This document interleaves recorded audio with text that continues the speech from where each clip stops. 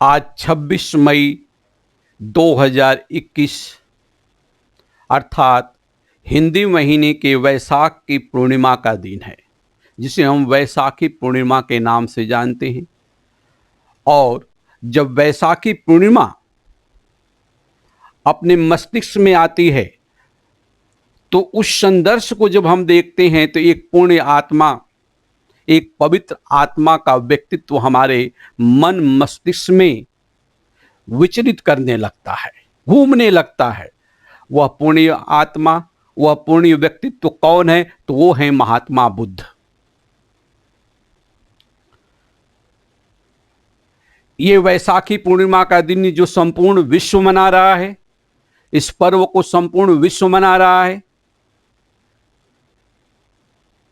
वह महात्मा बुद्ध से प्रत्यक्ष रूप से जुड़ा हुआ है। अर्थात महात्मा बुद्ध के द्वारा जो कार्य किए गए, जो मानव प्रकृति के मध्य समन्वय के संदर्भ में उन्होंने जो उपदेश दिए, जो दिशा निर्देश दिए, उसके महत्व को देखते हुए यह जो दिन है वैशाखी पूर्णिमा का दिन अति महत्वपूर्ण हो जाता है। जहां तक प्रश्न हिंदुस्तान का है तो हिंदुस्तान की संस्कृति का प्रत्येक कण महात्मा बुद्ध के प्रत्येक तत्व से जुड़ा हुआ है, यानी उनके व्यक्तित्व के प्रत्येक तत्व से जुड़ा हुआ है। हमारी सांस्कृतिक विरासत के रूप में वे हमारी संस्कृति के आधार हैं, हमारी सभ्यता के पोषक हैं।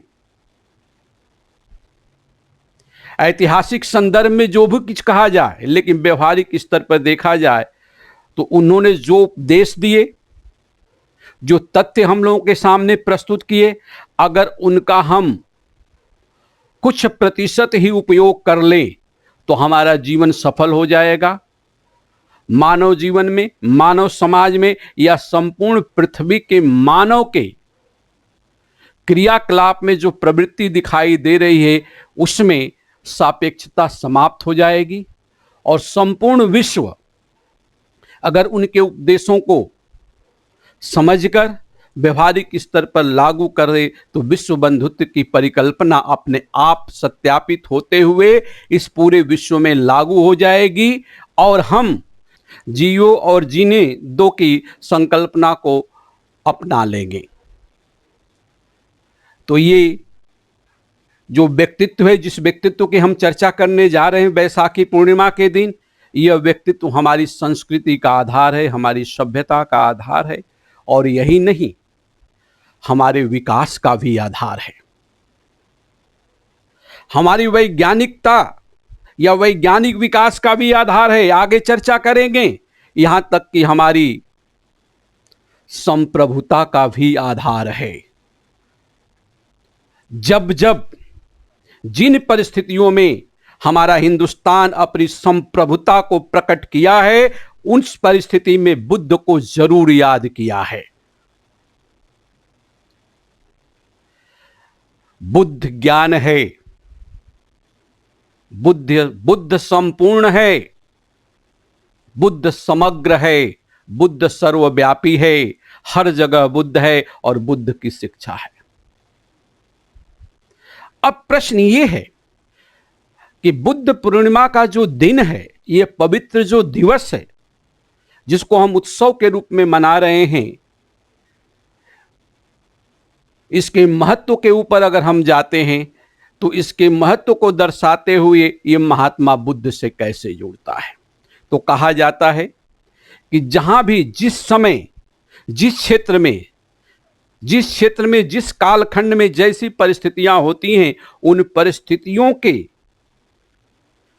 अनुकूलन हेतु कुछ न कुछ व्यक्तित्व जन्म लेते हैं और वो व्यक्तित्व जब संपूर्णता के साथ, निरपेक्षता के साथ विश्व का आकलन करते हैं और उसके साथ साथ मानव जाति के कल्याण के साथ साथ संपूर्ण पर्यावरण के कल्याण की बात करते हैं, तो बुद्ध का उदय होता है। तो ये बुद्ध पूर्णिमा का जो पर्व है, हम जोड़ते हैं जब महात्मा बुद्ध से, तो थोड़ी से उनके ऐतिहासिक पहलू को जान लेना यहां प्रासंगिक होगा। महात्मा बुद्ध का जन्म 563 ईसा पूर्व वर्तमान के लुम्बिनी, जो कपिलवस्तु, वर्तमान के नेपाली क्षेत्र के कपिलवस्तु क्षेत्र के लुम्बिनी ग्राम में हुआ था। शाक्य कुल के महाराजा शुद्धोधन तथा महारानी महामाया के घर में हुआ। बचपन में इनका नाम सिद्धार्थ था। जब इनका जन्म होता है तो जो महाराजा के पुत्र हैं, तो तरह तरह के ज्योतिषियों को बुलाया गया। प्रत्येक ज्योतिषियों ने, प्रत्येक ने ये बोला, या तो ये महान राजा बनेगा या तो ये महान संत बनेगा। और उन्हीं ज्योतिषियों ने इनका नाम रखा सिद्धार्थ। ऐसा व्यक्तित्व जो सिद्धि प्राप्त करने के लिए काम करेगा। सिद्धि, जब सिद्धि शब्द आता है तो इस तथ्य को ध्यान रखें कि सिद्धि शब्द में विश्व कल्याण और मानव कल्याण जुड़ा होता है। तो इनका जन्म जो हुआ 563 ईसा पूर्व में बैसाखी पूर्णिमा के दिन। तो जैसा कि ज्योतिषियों ने बताया कि इनके मन मस्तिष्क में कुछ चलेगा, तो पिता ने सारी व्यवस्था कर दी कि ये बाहरी संसार को न देख सके, सुखमय जिंदगी बिताएं। लेकिन कहा जाता है जो नियति को मंजूर है, जो नियति को मंजूर है उसको कोई नहीं टाल सकता। प्रसंग आता है, सिद्धार्थ के मन में मनोभाव जगता है।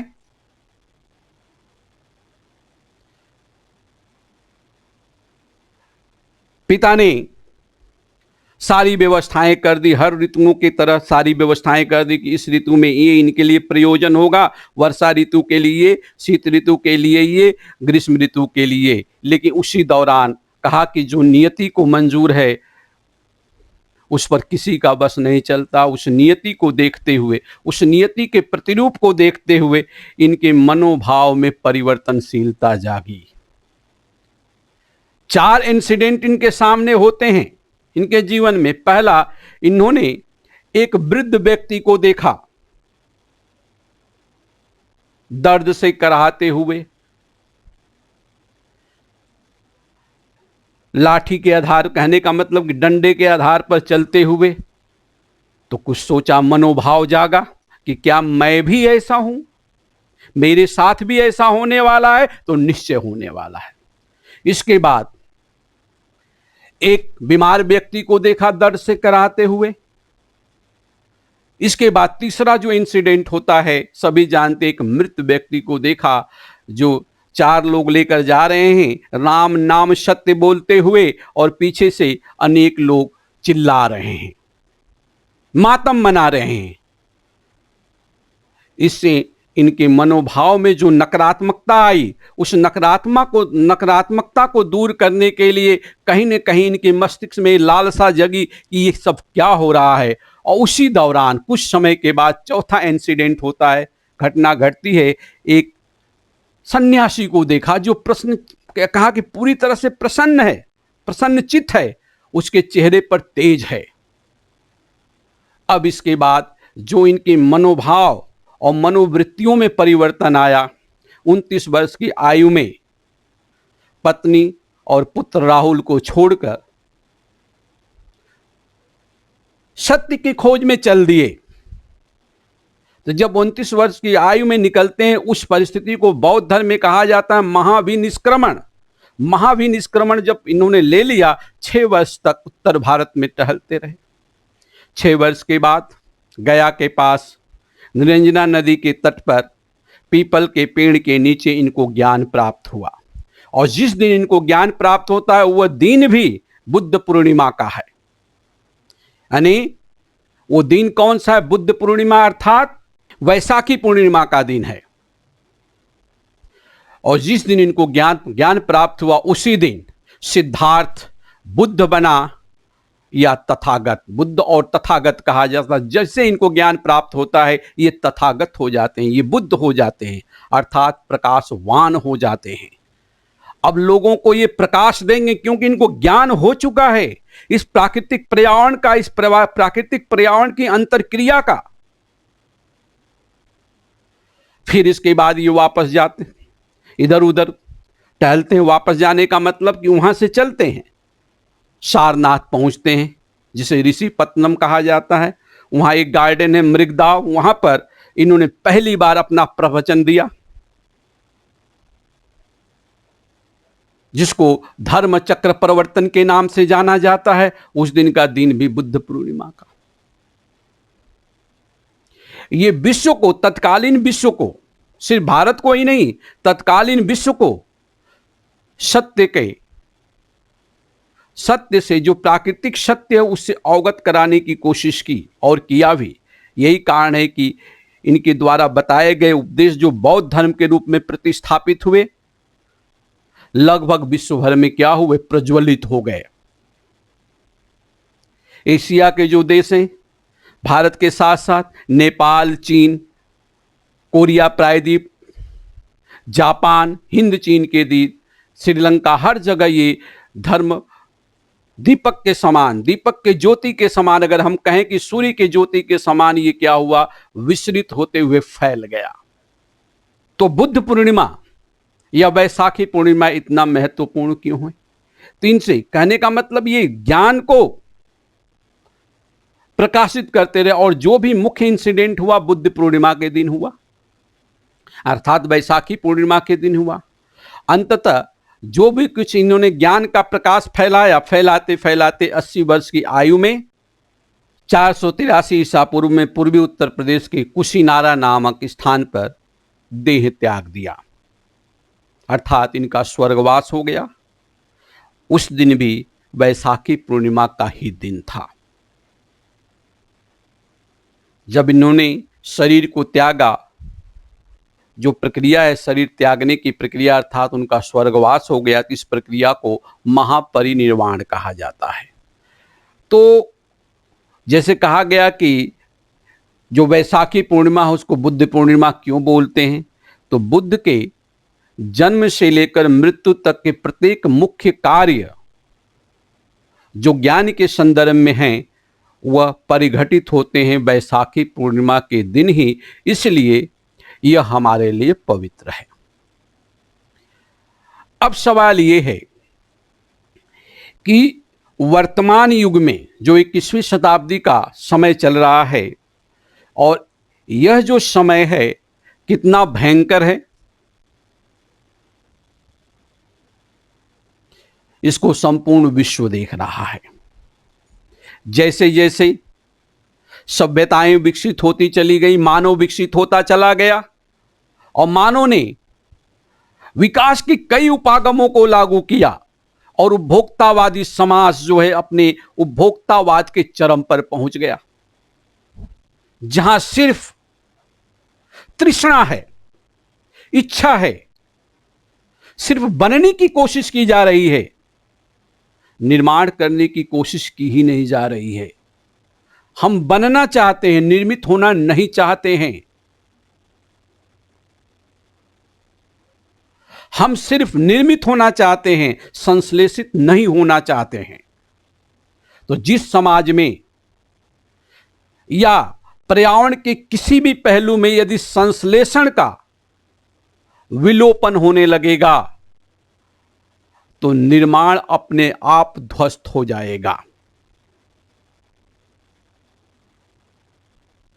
निर्माण अपने आप ध्वस्त हो जाएगा।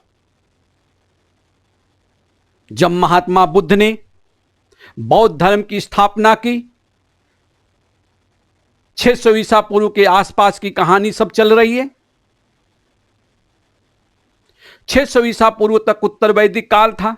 उत्तर वैदिक काल में जो विषमताएं थीं, उस विषमताओं को दुरुस्त करने के लिए प्रयास किया गया। अगर ऐतिहासिक परिप्रेक्ष्य हम देखने की कोशिश करते हैं तो जो इतिहास का हमारा क्रमगत विकास है, जो इतिहासकारों ने बताया कि वैदिक संस्कृति से लेकर आज 21वीं शताब्दी की संस्कृति का विकास मानव कर लिया भारत के संदर्भ में। तो जो वैदिक संस्कृति थी, इतिहासकारों के अनुसार जो तथ्य हमारे पास है, तो वैदिक संस्कृति जो थी बेसिकली ऋग्वैदिक संस्कृति रीत पर आधारित थी, नैतिकता पर। लेकिन जैसे जैसे उत्तर वैदिक काल का समय आता है 1000 ईसा पूर्व से लेकर 600 ईसा पूर्व तक, इसमें कहीं न कहीं नैतिकता ने रीत जो था, जो प्रतिमान था समाज के लिए, उसका विलोपन होने लगा। और विलोपन होने लगा तो समाज में, तत्कालीन समाज में अनेक प्रकार की विचलनशीलता को समाहित करते हुए सापेक्षता का उदय होता है। ऊंच नीच की बात होने लगी, जिनका विरोध उपनिषदों ने भी किया, लेकिन उसके विरोध के परिणाम स्वरूप तत्कालीन समय में 600 ईसा पूर्व में उत्तर भारत के महान मैदान में 62 संप्रदायों का उदय होता है, जो कहीं ना कहीं जो उत्तर वैदिक काल की जो परंपरा और धार्मिक प्रतिस्थापना हुई थी उसका विरोध कर रहे हैं। लेकिन जो 62 संप्रदाय आए उसमें से 60 या तो सीमित थे या तो दब गए, लेकिन 2 संप्रदायों ने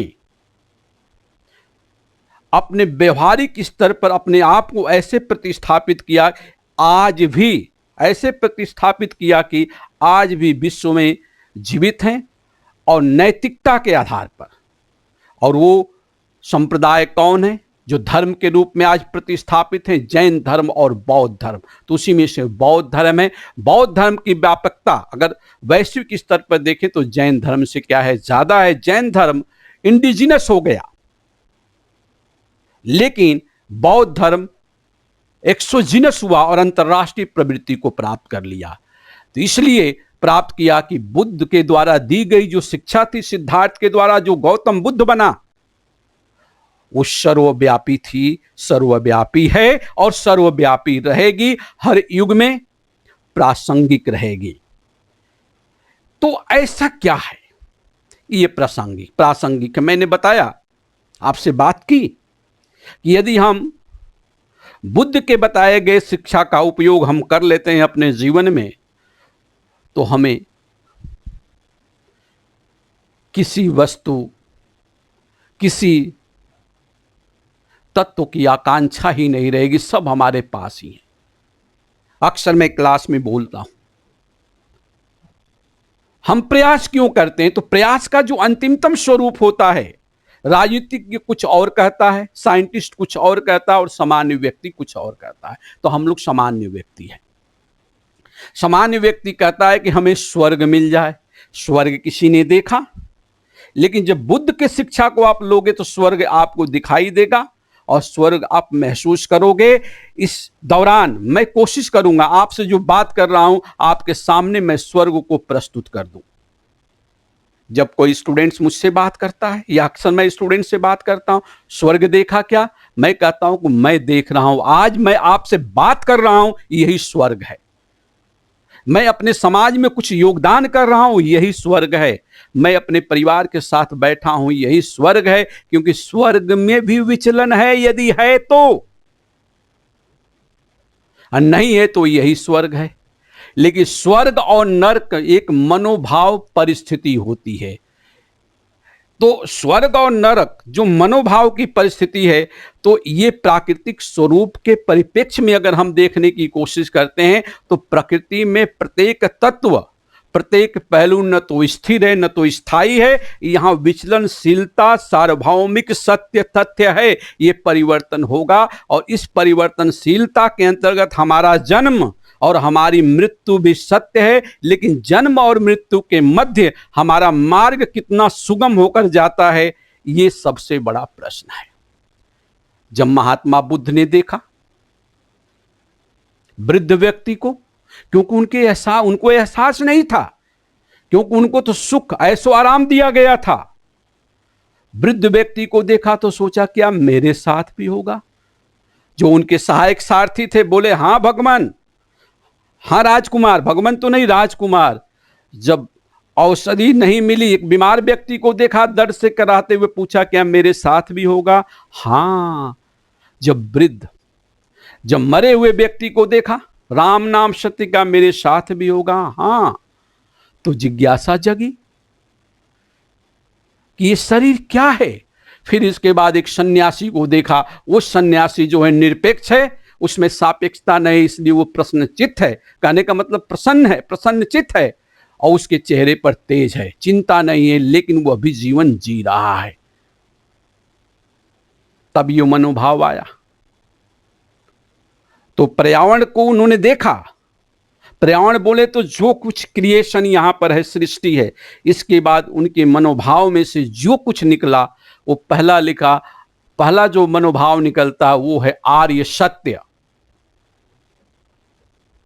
और जो आर्य सत्य हैं, उसके आधार पर एक सक्षम, सबल, संश्लिष्ट और व्यवहारिक जीवन कैसे जीना है कि प्रक्रिया शुरू होती है। तो सबसे पहले उन्होंने आर्य सत्य, और फिर आर्य सत्य की जो समस्या है उसको दूर करने के लिए अष्टांगिक मार्गों की बात करते हैं। जब सिद्धार्थ इन प्रक्रियाओं से गुजरते हैं, जो 4 इंसिडेंट हुआ, उसके बाद इनकी जिज्ञासा जगी, और 29 वर्ष की आयु में जब घर को छोड़ते हैं, घर को छोड़ने के बाद जब इधर उधर विचरण करते हैं, समाज को देखते हैं, समाज के दुख दर्द को भी देखते हैं, लोगों के सुख को भी देखते हैं, तब इस निष्कर्ष पर पहुंचते हैं, हे आर्य, तुम्हारे सामने जो कुछ हो रहा है उसकी सत्यता कुछ ये है।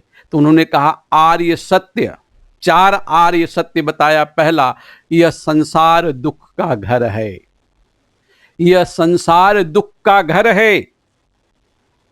अब आप में कई तथ्य उभर रहे होंगे कि सबके लिए तो दुख नहीं है। यहां दुख से मतलब कि संपूर्ण जो संसार है, जो प्रकृति है, यहां क्रियाशीलता ज्यादा है, और प्रकृति में जो क्रियाशीलता है, उस प्रकृति में हम एक बिंदु के रूप में हैं, और प्रकृति इतनी बड़ी है, तो जो भी क्रियाशीलता हो रही है उसका कुछ अंश ही हमारे लिए सकारात्मक होगी, बाकी सब नकारात्मक होगी। अगर हमने इच्छा पाल ली कि हमें सर्वस्व मिलेगा तो दुख तो होगा, क्योंकि हमने इच्छा पाल ली। तो दूसरा शब्द इसीलिए कहा तृष्णा, यानी इच्छा दुख का कारण है। अब सवाल यह है कि इसको कैसे हम समझें। हम प्रतिपल दुखित हो जाते हैं छोटी छोटी बातों पर, समाज से लेकर घर तक। खाना अच्छा नहीं मिला, दुखित हो गए। किसी ने कुछ बोल दिया, दुखित हो गए। किसी फेस्टिवल में गए अच्छे अच्छे कपड़े पहनकर, और कोई हमसे अच्छा पहनकर आ गया, दुखित हो गए, क्योंकि हमने इच्छा पाल दी। क्या इच्छा पाल ली? सर्वस्व की, सर्वोत्तम की। लेकिन अगर ये हम पाल कर जाएं कि भाई हम तो सामान्य हैं, हमसे भी बेहतर सभी होंगे, या हमसे बेहतर सभी होंगे, देखो दुख होगा ही नहीं। यही इच्छा तो व्यक्ति को, यही इच्छा तो सबसे विद्वान व्यक्ति को रावण बना डाली। इच्छा ने रावण बना दिया। रावण सबसे ज्ञानी था, लेकिन ज्ञान पर क्या आया? अभिमान आ गया। और जब अभिमान आया तो वो महापंडित जो ज्ञानी था वो रावण बन गया, और पंडित को हमने राक्षस करके पुकारा। इच्छा, तृष्णा। आग तीसरे नंबर पर उन्होंने 4 आर्य सत्य में तीसरा क्या बताया? अगर दुख को समाप्त करना है तो इच्छा ही समाप्त करो। समाप्त करने का मतलब सीमित करो। जिस दिन आप इच्छा सीमित कर लोगे, हम इच्छा को सीमित कर लेंगे, उस दिन हमें दुख की जगह सुख होगा। क्योंकि प्रकृति सबको कुछ ना कुछ प्रदत्त कर रही है, हमें भी करेगी, लेकिन प्रकृति से हम आशा नहीं कर सकते। आशा कर सकते हैं, गारंटी नहीं ले सकते कि सब कुछ हमें देगी, हमारे अनुसार होगा। लेकिन हम क्या करते हैं?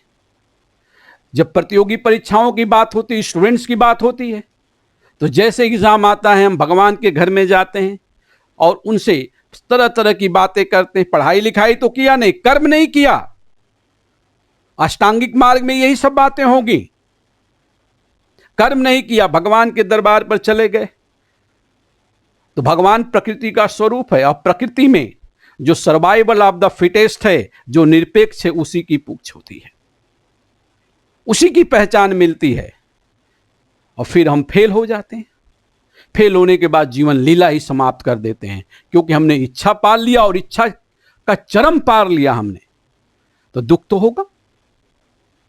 अब उन्होंने बताया कि जो ये 3 तथ्य मैं दे रहा हूं, यानी संसार दुख का घर है, तृष्णा दुख का कारण है, और इच्छा दुख क्या है, एक दूसरे के समरूप है। इच्छा बढ़ेगी तो दुख बढ़ेगा, इच्छा घटेगी तो दुख घटेगा। इनको दूर करने के लिए कहा 8 मार्ग को अपना लो।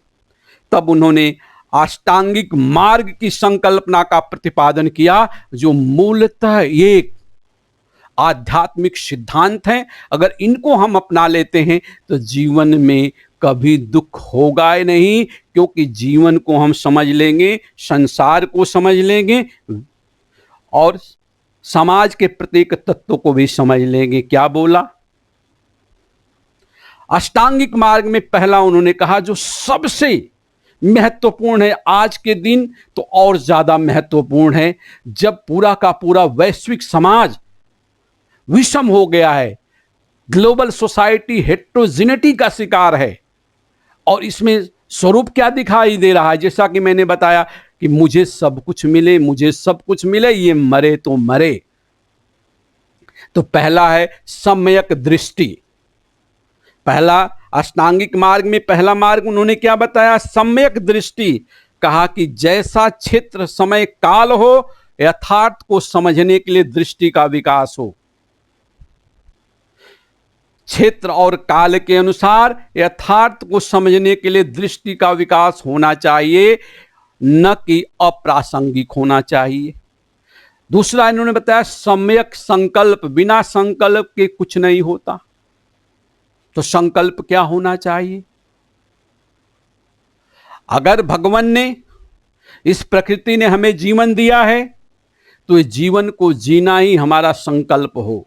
लेकिन जीवन कैसा हो? व्यवहारिक हो।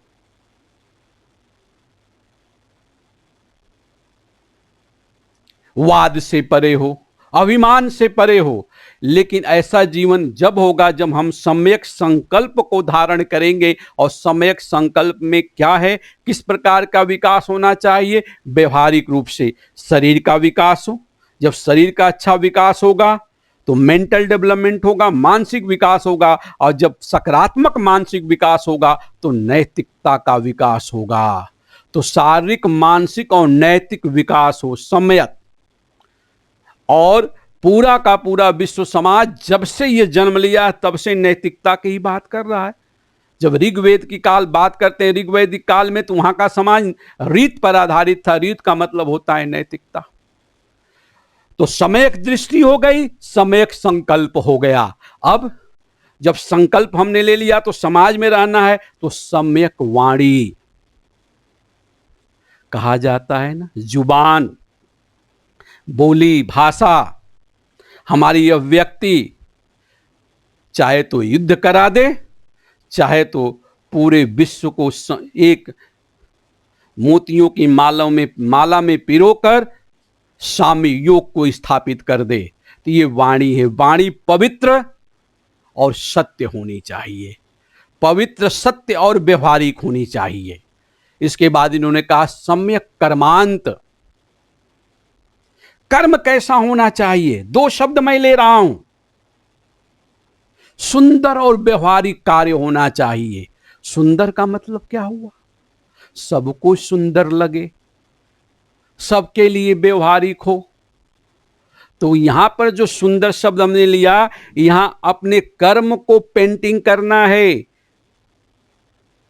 अगर मान लिया कि चलो हम टॉपर बन गए और किसी की इज्जत नहीं करते हैं, तो आपका कार्य सुंदर नहीं है, आपका कार्य उत्कृष्ट नहीं है। टॉप करने के बाद engineer, doctor, teacher, IAS, RAS जो भी बनते हो आप, लेकिन आपके कर्म के का जो व्यवहार है न तो सुंदर है न तो प्रासंगिक है, तो कर्मांत नहीं है। तो कर्मांत का मतलब जो भी हम कार्य कर रहे हैं समाज की दृष्टि से सुंदर हो, व्यवहारिक हो।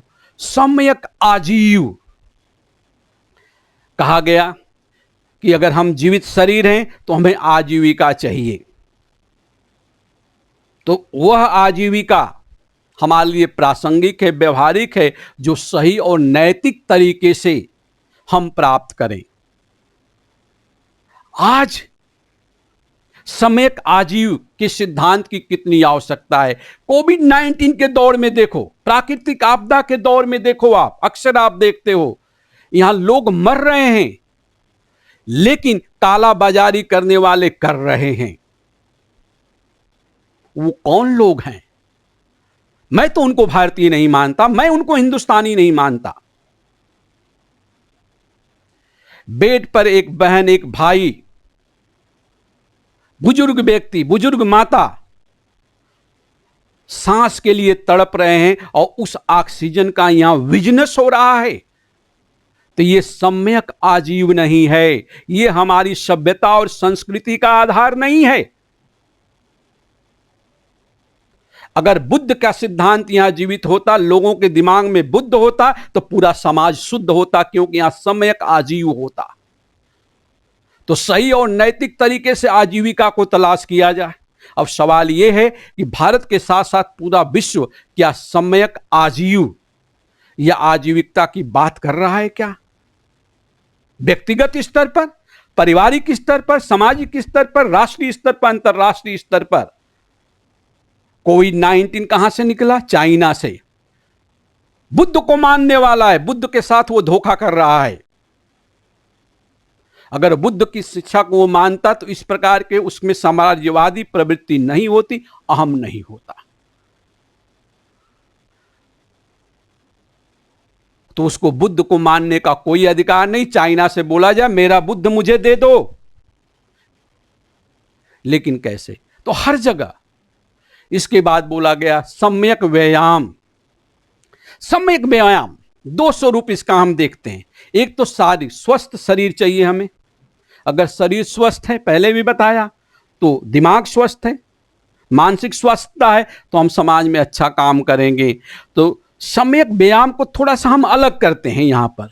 सम्यक व्यायाम का तात्पर्य, हम बैठते हैं, व्यायाम करते हैं, तो इसका तात्पर्य हमारे समय से ये होता है शुभ की उत्पत्ति किया जाए और जो अशुभ है उसको समाप्त किया जाए, शुभ और अशुभ। लेकिन ये कैसे होगा? पूरे भारतवर्ष में, पूरे विश्व में शुभ की उत्पत्ति कैसे होगी और अशुभ को कैसे समाप्त करें? ये सिर्फ बुद्ध के सिद्धांत के अनुसार होगा। इसके बाद इन्होंने 7वें नंबर पर बोला सम्यक स्मृति।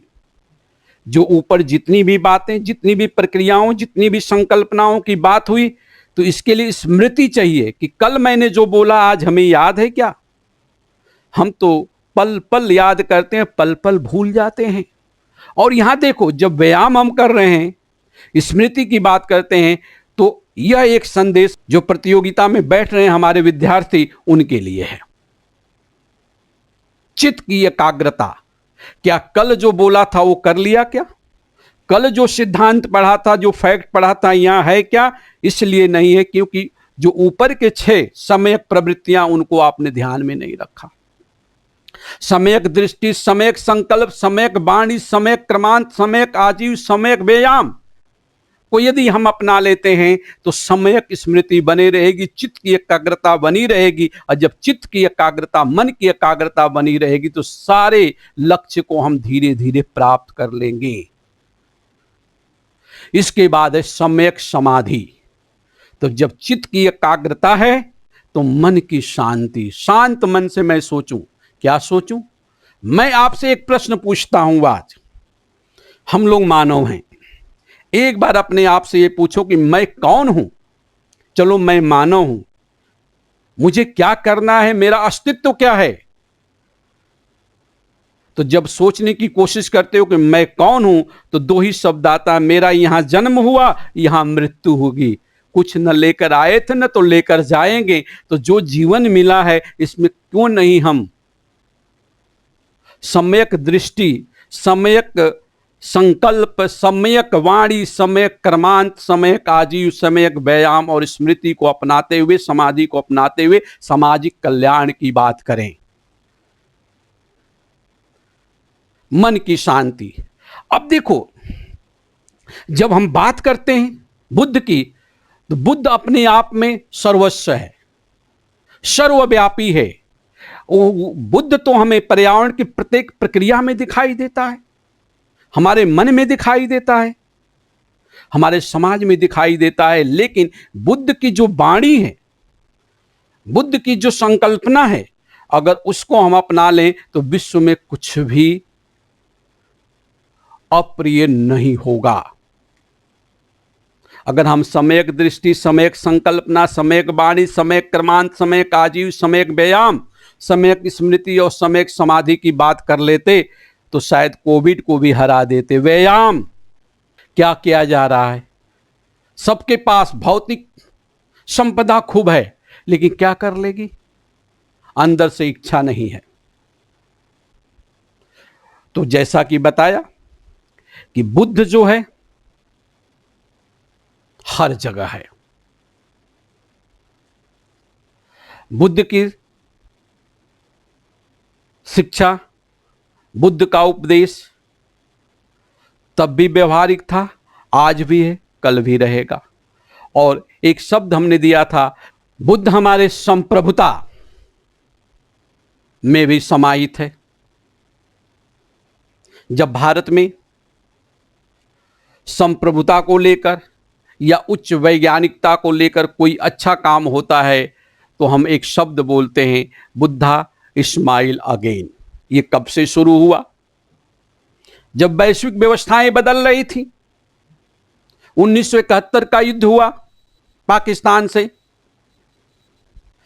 अमेरिका ने धमकी दिया, परमाणु पनडुब्बी भेज दिया और कहा कि मेरी बात मान लो नहीं तो आक्रमण करेंगे। तो तत्कालीन प्रधानमंत्री, जिसको पूर्व प्रधानमंत्री श्री अटल बिहारी वाजपेयी ने दुर्गा की उपमा दी थी, उन्होंने इन तथ्यों को स्वीकार नहीं किया और जहर का घुट पीकर रह गई, जिसका परिणाम यह हुआ कि भारत प्रयासरत हुआ। 18 मई 1974 को सुबह 8 बजे पोखरण में हमने पहला परमाणु विस्फोट कर दिया। आज जब विस्फोट हुआ, उस विस्फोट के ऑपरेशन का नाम क्या रखा गया? प्रथम परमाणु परीक्षण का स्माइलिंग बुद्धा। सारे विश्व की आंखें खुली रही। स्माइली बुद्धा इसलिए रखा कि जो हम परमाणु परीक्षण कर रहे हैं ये शांति के लिए कर रहे हैं। तो कई नेताओं ने तरह तरह की बातें की। पूछा श्रीमती गांधी से कि कैसे शांति होगी, तो कहा या तो समाज में हो तो एक दो व्यक्ति को यदि आप गन दे दोगे तो आतंक मचाएंगे, या तो किसी के पास गन न रहे या सबको गन दे दो। 71 के युद्ध के बाद अमेरिका ने परमाणु हमले की धमकी दी, तो जरूरी था कि हम परमाणु संपन्न हो जाएं, तो उस ऑपरेशन का नाम ही रख दिया गया। ऑपरेशन का नाम क्या रखा गया? स्माइलिंग बुद्धा। प्रक्रियाएं चलती रहीं। फिर इसके बाद 1998, देखो जो 18 मई का दिन है वो अभी वैसाखी पूर्णिमा है, ध्यान रखना। और 1998 में 11 मई का दिन भी वैसाखी पूर्णिमा है। और वहां पर पहला जब 11 अप्रैल 1998 को पहला जो परमाणु परीक्षण हुआ वो हाइड्रोजन बम था, फ्यूजन था, न्यूक्लियर फ्यूजन कराया गया उसी पोखरण में, पोखरण 2 के नाम से। और जैसे ये परीक्षण हुआ तो उस दिन भी तत्कालीन प्रधानमंत्री श्री अटल बिहारी वाजपेयी ने जो संदेश दिया, क्या दिया? Buddha smile again, Buddha smile again. और इस बार तो बुद्धा 3 दिन मुस्कुराया। 11 मई, 12 मई और 13 मई को लगातार हमने 5 परीक्षण किए। एक जो फ्यूजन था, बाकी क्या था? जो 4-5 परीक्षण हुए वो क्या था? एटॉमिक बम था, एक हाइड्रोजन बम और एक एटॉमिक बम। तो जब भी हम प्रौद्योगिकी के क्षेत्र में, रक्षा के क्षेत्र में अच्छा करते हैं तो स्टेटमेंट लिया जाता है बुद्धा स्माइल अगेन। लेकिन हमारा बुद्धा जो मुस्कुराता है शांति के लिए, क्योंकि भारतीय संस्कृति का मूल उद्देश्य है कि हम पीठ पर वार कभी नहीं करेंगे, क्योंकि हमारी संस्कृति में बुद्धा है।